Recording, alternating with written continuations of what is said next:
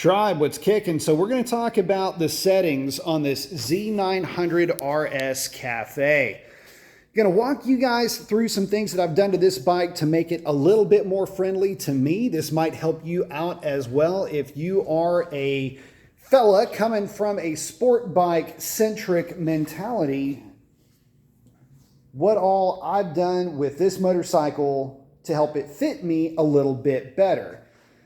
So you probably already noticed the tape on the riser and on the bar. This is simulating that adjustment that I had done to this bar to bring it down. I actually rotated the bar down this way. That's just some painter's tape and a Sharpie. Fun fact though, that Sharpie line is about 1 millimeter. And so to give you an idea as far as how far you've adjusted away from stock, that's a good indicator as far as how many millimeters you've rotated it down or up, or whichever way made you feel more comfortable. At least you have a place where you can go back to. Gives you an idea for how far off you were to begin with. Now in this case, this bar is attached to a riser. This is not two sets of clip-ons. So you're just gonna mark your bar, mark your clamp on your riser, and then just loosen up your bottoms, and then if you need to, loosen the tops up just a little bit, keeping this bar as centered as you can. Tape helps you out with that too. And then you can just rotate it down. In my case, this bar is rotated down what you would consider to be 3 millimeters or thereabouts. 3 of those ticks down. It actually dropped the bar down quite a bit. I want to say it's dropping it by about 5 millimeters to the outside for every 1 millimeter to the inside. Every bike's gonna be a little bit different. Well, every other bike than a Z900RS Cafe, that is. But you get the idea. Not every bike has that same ratio, but that's about how this bike seemed to respond. So there's at least that for you.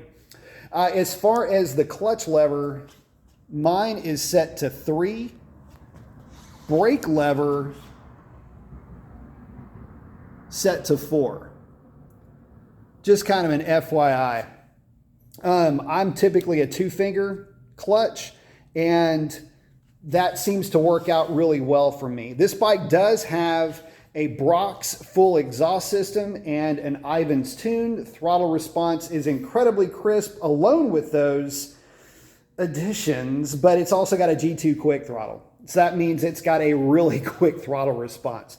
Bike's a whole lot of fun. But at any rate, I guess the point that I'm making is I actually playing around with where the clutch engages. The friction zone of this clutch is actually about right here is where it begins, and then it's out about like that. So bringing it all the way in seems to work in pretty well for me on that 3.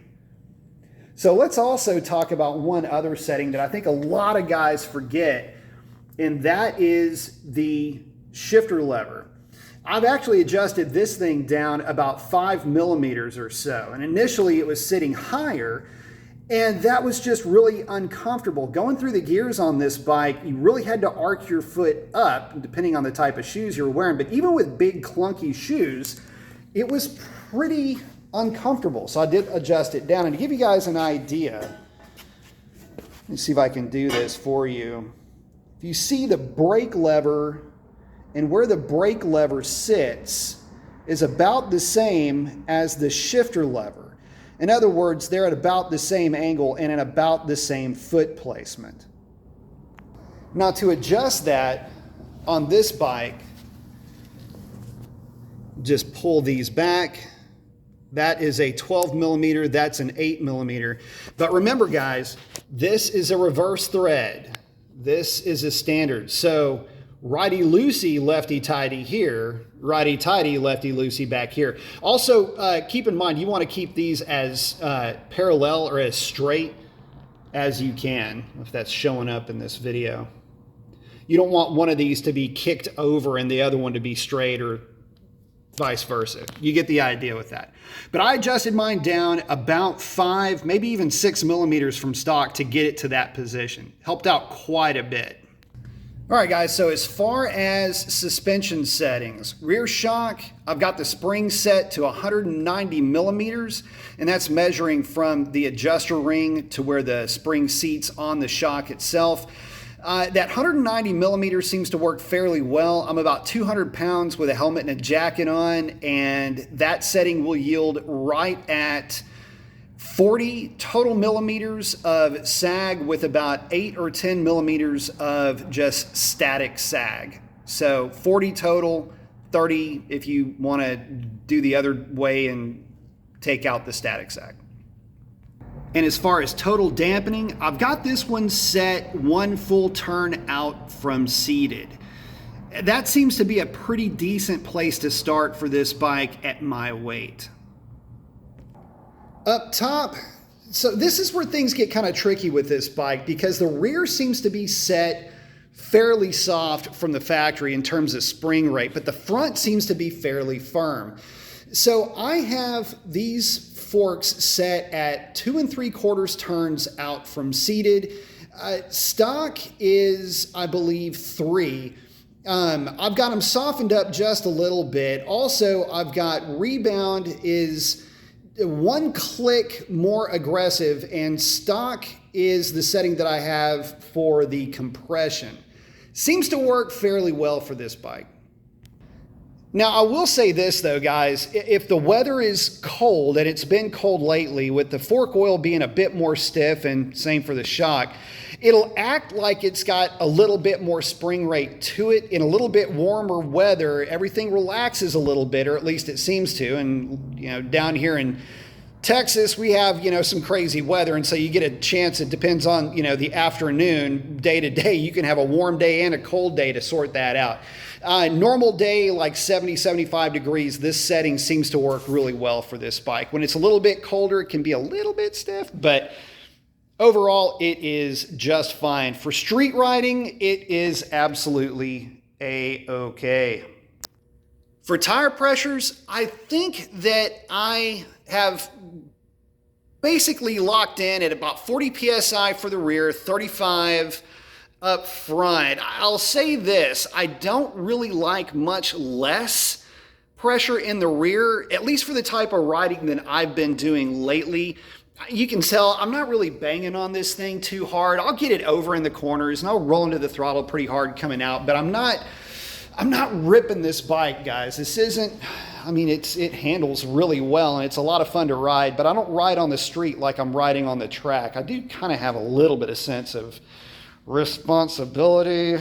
Anyway, 39 or 40 in the rear. I'm kind of leaning more towards 40 for the rear. And again, up front, I seem to be liking right around 35 PSI. Oh yeah, getting back up to the clutch. So as far as tension, it's just barely off of the housing, so it's got a little bit of slack to it.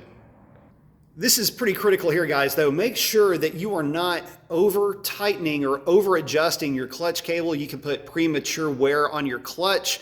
So again, I think factory specs like 1 or 2 mil. This one's just right at about 1 millimeter. Anyway, make sure you got a little bit of slack there. You don't want to have that thing grabbing the clutch when you're leaving the handle static.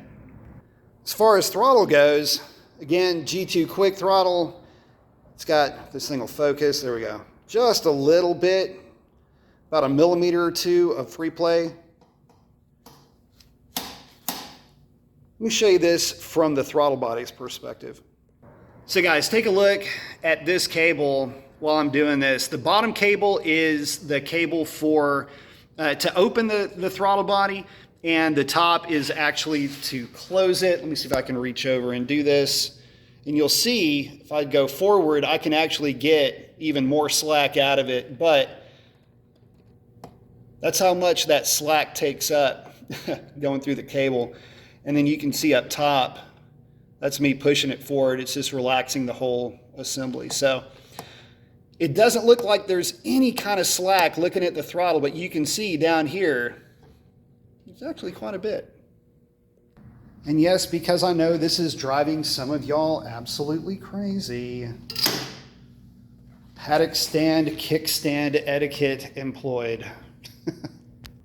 So that wraps it up for the settings, guys. Now, you may have noticed while I was poking and prodding and showing you guys stuff, there are some things that have been done a little bit differently to this bike. It's not 100% stock visually. So we've got the, just starting out and back, just got rid of the strap. I still don't know where I got the gold anodized washers. They're a concave thing. I think it's from like a piece of furniture. Anyway, blacked out the bolt. Looks really tight the way it sits on that bike, kind of 70s style. Tail tidy, obviously, because you got to have that. Blacked out the helmet lock, rocking the Evotech Solo. Basically, you're not solo. It's a basically just eliminating the passenger pegs. So we did that. That's the block off. This is the Evotech hanger. Like that a lot better than having the pegs.